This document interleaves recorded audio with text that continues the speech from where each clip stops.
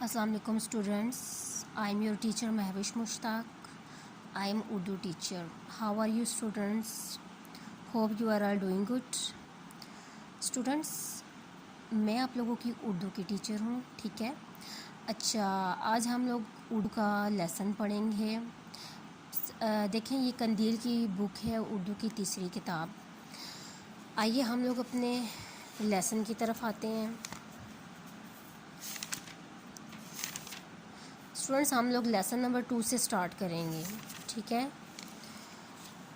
जैसे कि आप लोगों को नज़र आ रहा है, ये लेसन है विलादत रसूल सल्लल्लाहु अलैहि वसल्लम। विलादत का क्या मतलब होता है? पैदाइश, पैदा होना, ठीक है। यहाँ पर जो है ना, वो हम अपने नबी पाक सल्लल्लाहु अलैहि वसल्लम की पैदाइश के बारे में पढ़ेंगे इस चैप्टर में। अच्छा, आपको पता है इस चैप्टर में बताया ये गया है कि ईरान में जो है ना, वो एक बादशाह था, ठीक है। उसका नाम नौशरवां था। वो उसकी हुकूमत जो थी ना, वो ईरान में थी। तो ईरान के जो लोग थे वो आग की पूजा करते थे, यानी इस्लाम को वो नहीं मानते थे, ठीक है। इस्लाम की तरफ इस्लाम को वो नहीं मानते थे, आग की पूजा करते थे, गलत कामों की तरफ वो लोग लगे हुए थे। तो फिर एक दिन जो है ना, ईरान का बादशाह नौशरवां था ना, उसने एक ख्वाब देखा था रात को ना। तो वो उस ख्वाब को देख के वो बहुत ज़्यादा परेशान हुआ था। यानी कि इस ख्वाब में ये था कि वहाँ पर जो है ताकतवर ऊँट थे, अरबी घोड़े थे जो दरिया दजला पार करके हर तरफ फैल गए थे, ठीक है। फिर उसी रात ज़लज़ला भी आया था। यानी कि इस तरह की जो है ना, वो परेशानियाँ जो है ना, उसने ख्वाब में देखी थी।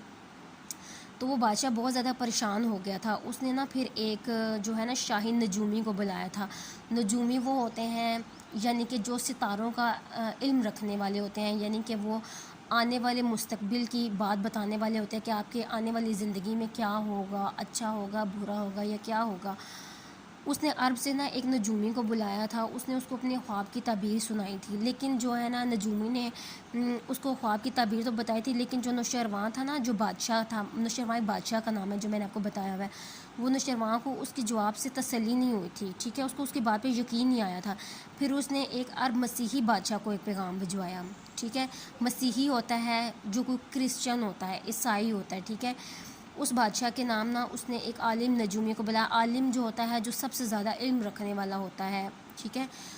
वो ताकि फिर वो जब नजूमी उसके पास आया था ना, फिर नौशरवां ने उसको बताया था कि उसने एक रात इस तरह ख्वाब देखा था कि जो है उसके जो है वो घोड़े, अरबी ताकतवर ऊँट, अरबी घोड़े जो हैं वो दरिया दजला पार करके हर तरफ फैल गए हैं। अच्छा जी, फिर उसके जो है ना, वहाँ पर जहाँ पर वो हुकूमत करता था उस जगह पर, वहाँ पर आग भी लग गई थी, ठीक है। जो दरिया का पानी था वो भी खुश्क हो गया था, किनारों से बाहर आ गया था। इस तरह के उसने उसको वाक़यात बताए थे। तो फिर उस मसीही ने उसको ये बताया था कि ना, अल्लाह का आखिरी नबी है जो पैदा होगा, ठीक है।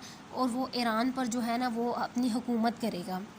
जो जितना भी ये तुमने हुकूमत की हुई है ना, ये सारी जो तुम्हारी हुकूमत ख़त्म हो जाएगी। बल्कि बादशाह को उसकी बात सुनकर बहुत ज़्यादा गुस्सा आया था कि इसने ये बात मेरे साथ क्यों ऐसे की है। मतलब ऐसे कौन से जाहिल गवार लोग हैं जो मेरी हुकूमत को ख़त्म करना चाहते हैं। फिर जब 13 जो है ना बड़े खलीफा थे वो गुज़र चुके थे, फिर 14 खुलफाए राशिदीन जो हज़रत उमर फ़ारूक रज़ी अल्लाह तआला अन्हु थे, उनकी जब बारी आई थी ना, तो फिर इस्लाम का झंडा जो है ना, वहाँ पे लहराने लगा था। यानी कि इसका मतलब है कि वो हमारे नबी पाक सल्लल्लाहु अलैहि वसल्लम की आमद की निशानी थी। यानी कि जिस रात नौशरवां ने ख्वाब देखा था ना, वो 12 रबीउल अव्वल का दिन था। उस दिन अब्दुल मुत्तलिब जो हज़रत मोहम्मद सल्लल्लाहु अलैहि वसल्लम के दादा हैं, उनके घर हमारे नबी पाक सल्लल्लाहु अलैहि वसल्लम की विलादत हुई थी, पैदाइश हुई थी, वो पैदा हुए थे, ठीक है। तो फिर यानी कि उनकी पैदाइश का मतलब ये था कि ये जो ईरान पर ये जो इसने हुकूमत की हुई है ना, यानी कि काफिर लोग हैं, मतलब इस्लाम को नहीं मानने वाले, ये इनकी हुकूमत जो है ना, वो ख़त्म हो जाएगी हमारे नबी पाक सल्लल्लाहु अलैहि वसल्लम की आमद के बाद, ठीक है बच्चों। इस चैप्टर में उन्होंने ये स्टोरी बताई हुई है। अब देखिए, हम लोग अपने लेसन की तरफ आते हैं। आप लोग फर्स्ट लाइन पे देखें। नौशरवां ईरान का बादशाह था। वो अपने मुल्क पर बड़ी शान से हुकूमत कर रहा था। उस मुल्क में खुशहाली का मतलब होता है अमन, अमन सुकून। کا دورہ تھا، اسی زمانے میں ایران کے بادشاہ کو کسرا کے لقب سے پکارا جاتا تھا. یعنی کسرا ایک اس کا تعریفی نام تھا. لقب کا مطلب ہوتا ہے تعریفی نام، یعنی کہ اس کو تعریف کے طور پر کسرا کا لقب دیا گیا تھا. اس ملک کے لوگ آگ کی پوجا کرتے تھے. ٹھیک ہے، ایران میں جو وہ لوگ تھے نا، وہ لوگ آگ کی پوجا کرتے تھے. ایک روز اس نے خواب میں دیکھا کہ طاقتور اونٹ عربی گھوڑوں کو کھینچے لیے جا رہے ہیں اور دریا دجلہ پار کر کے ہر طرف پھیل گئے ہیں. اس کی آنکھ کھلی تو طبیعت سخت پریشان تھی. طبیعت کا مطلب ہوتا ہے دل، یعنی کہ اس طرح دل اس کا بہت پریشان تھا جب اس نے یہ خواب دیکھا تھا. اسی رات سخت زلزلہ آیا اور کسرا کے محل کے 14 کنگرے گر پڑے جو محل میں وہ لوگ رہتے تھے. نوشیروان کی پریشانی بڑھ گئی. اس نے فوراً دربار لگانے کا حکم دیا. دربار سج گیا. اتنے میں خبر آئی کہ آتش کدے کی آگ جو ہزاروں سالوں سے روشن تھی اچانک بجھ گئی، اور وہ دریا جس کا پانی کناروں سے باہر تھا اچانک خشک ہو گیا ہے. بادشاہ کی پریشانی میں مزید اضافہ ہو گیا. یعنی کہ یہ خواب اس نے دیکھے، یہ اس نے نشانیاں دیکھی، تو وہ اس کی پریشانی جو ہے وہ مزید بڑھ گئی تھی.